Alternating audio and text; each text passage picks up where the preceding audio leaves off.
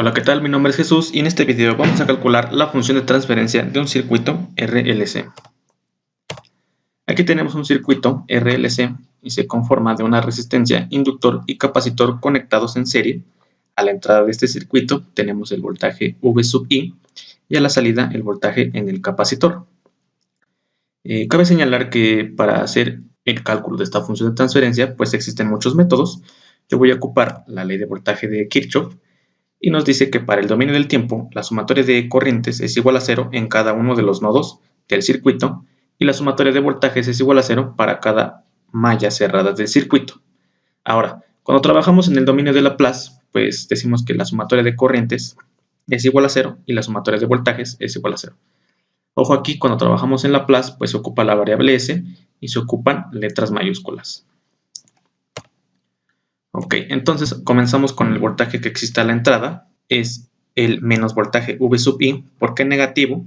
Pues porque está entrando del lado negativo de la fuente, más el voltaje que existe en la resistencia, más el voltaje que existe en el inductor, más el voltaje que existe en el capacitor, lo igualamos a 0.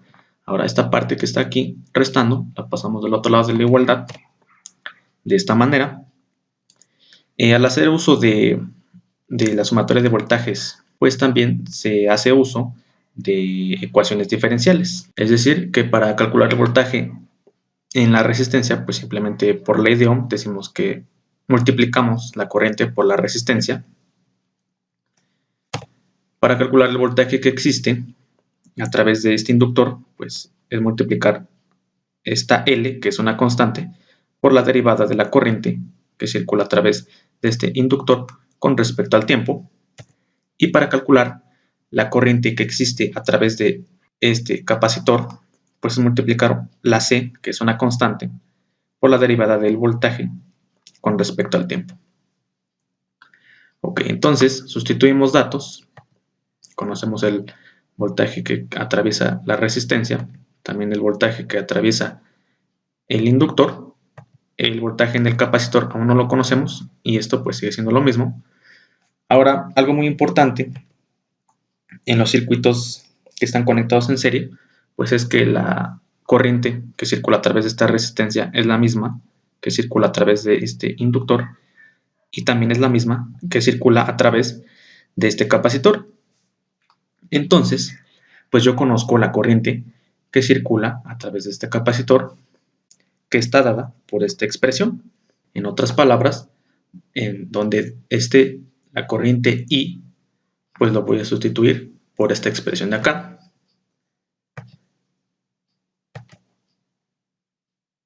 Y así, pues obtenemos una ecuación diferencial más extensa. La debemos de simplificar. A este diferencial de t le agregué un 1 para hacer la ley del sándwich.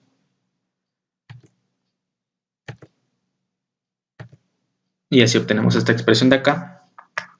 Esta c por esta r la multiplico de esta manera. Esta c la saco de estos paréntesis para que multiplique a esta l, como se indica acá.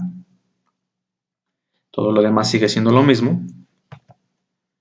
Para eliminar estos paréntesis, multiplico esta d por esta d para así obtener la segunda derivada. Los demás términos siguen siendo los mismos.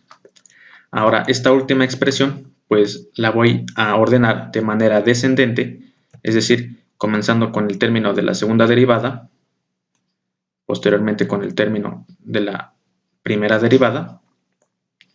Lo demás sigue quedando igual. Ahora, a esta última expresión, es decir, esta ecuación diferencial, pues voy a calcular la transformada de Laplace. En donde exista una d, lo voy a sustituir por una s, y también, en vez de manejar la variable t, pues ocupo la variable s. De esta manera obtenemos ya la transformada de Laplace de esta ecuación diferencial.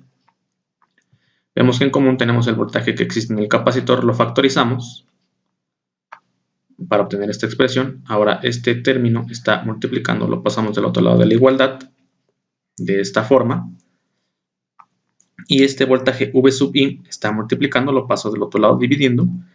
Y así obtenemos la función de transferencia que describe a este circuito RLC, que recordamos que es la relación que existe a la salida, es decir, el voltaje que existe en este capacitor con respecto a la entrada, este voltaje V sub I, que lo tenemos de este lado del circuito.